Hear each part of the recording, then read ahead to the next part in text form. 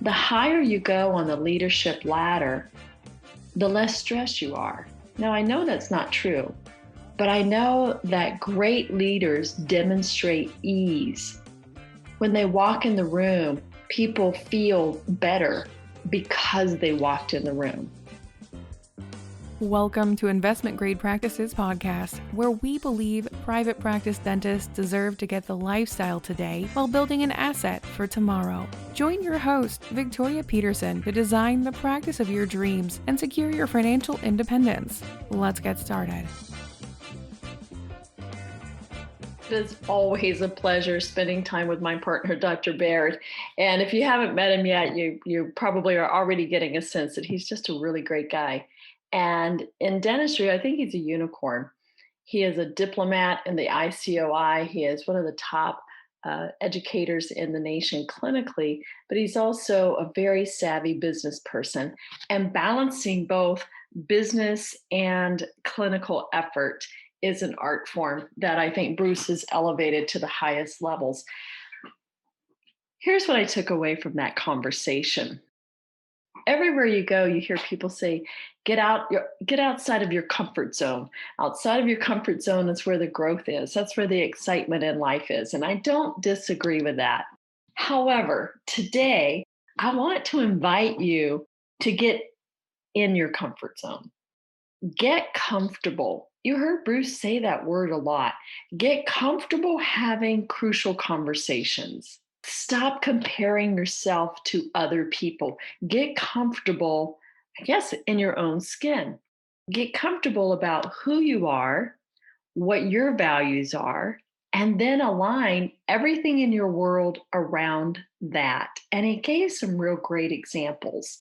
So, for example, if your value is high tech, high touch, I really value having the latest innovations available for my patients. What Bruce is really saying in that value of high tech, high touch is I value learning, I value progress, I value staying up to date and current so I can deliver the most current technology and techniques to my patients. So he's really valuing progress. That informs you on what technologies am I going to purchase. He purchases technology at a higher rate than someone that doesn't have that as part of their value thread. And he's comfortable with that. He's comfortable spending money on that.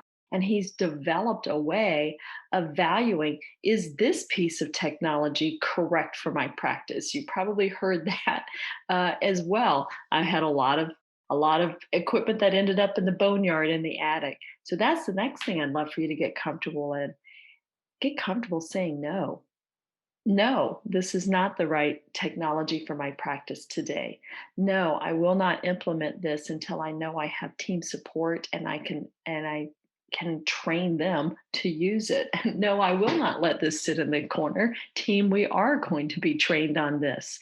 So, knowing your core values and getting comfortable being in your comfort zone is different than being afraid and not trying anything new. Can you hear the difference there?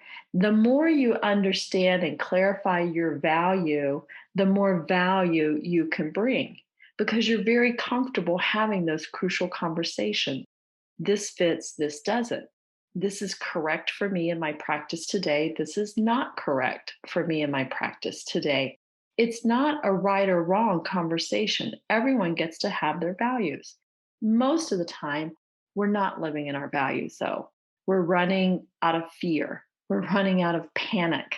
The world around us, the digital age that we're in, the pace that we're in, has really turned on our splenic centers. It has turned on our amygdala, our fight or flight, panic, anxiety, freeze states. So get comfortable being relaxed. Get comfortable working from a place of ease. I have had the pleasure of being surrounded by world leaders since my early 20s. I can remember the president of Coca-Cola back in 1984 came to my house, and Robert Keogh, just a gracious gentleman. And I thought, here is a gentleman who is in charge of Coca Cola globally. Every franchise, every bottler, all the marketing, all the advertising, all the storms. That was back when New Coke was coming out. And boy, oh boy, was that just a colossal mess. And this gentleman was so poised, so polished, so at ease in his own skin. And in my mind, in my early 20s, a paradigm locked in. The higher you go on the leadership ladder, the less stressed you are. Now, I know that's not true, but I know that great leaders demonstrate ease. When they walk in the room, people feel better because they walked in the room. Having these oh shit moments when the doctor walks in the room is not good for your team. If you can be clear about who you are, you can be clear about the roles and the expectations, and you can bring ease to the situation. What you're actually doing as a leader is down regulating that fight or flight sense. It's down regulating the adrenaline, it's down regulating the cortisols within your teammates. Here's the big benefit: it down regulates the drama. Less drama, less resistance. The faster, the easier, the smoother your day goes. And Bruce was really pointing to that. His advice was learn everything you can about leadership, building relationships, body language, communication, neurolinguistics, everything that you can get your hand on, because at the heart of leadership is communication. That communication starts with your core beliefs, your values, what you tell yourself about other people. And if you've been around PDA for very long, you've heard a lot of Bruce's stories, and he tells the stories of smiley face, frowny face. And he said, what is this? And they said, oh, well, you're going to have to go talk to Emily. So he goes to the office manager, Emily, what's this smiley face, frowny face I see? And she goes, oh, are you just now seeing that? And he goes, yeah, how long has that been there? Oh, 3 years. Well, what is it? She goes, well, every day when you walk in, we judge what kind of mood you're in. So I put up a frowny face or a smiley face, and the team knows whether it's going to be a good day or if they should duck and run. And he's like, really? That's me? You see, as a leader, we don't often see or feel the impact we have on others.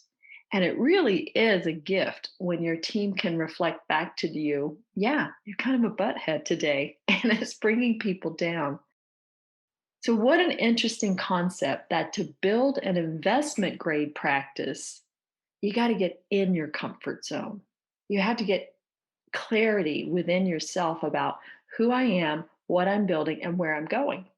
Then you're not pulled off track. And you can give permission for others to get comfortable. Hear me well. I'm not saying lazy. I'm not saying unaccountable. I'm not saying uncreative or unimaginative or innovative. Those are different words. So don't confuse being comfortable in your own skin with being locked in your comfort zone and never changing. Two very different things. I want to thank Dr. Baird for being my partner of 17 years of leading the way in dentistry on what an investment grade practice looks like, and for this incredible interview. I learned a lot. Thank you for tuning in to this episode of Investment Grade Practices Podcast. If you find value in this episode, help us spread the word by passing it along to a dental friend, subscribe, and give us a like on iTunes or Spotify. Learn more about building your investment grade practice at productivedentist.com today.